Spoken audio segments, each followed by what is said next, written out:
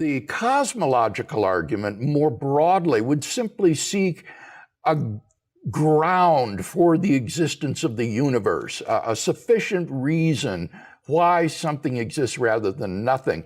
And that kind of cosmological argument is consistent with Aristotle's doctrine of the eternity of the universe. The universe is co-eternal with God, but nevertheless it depends upon him for its order and its being. So that would be a broader cosmological argument, which is, I think, is also persuasive and defensible.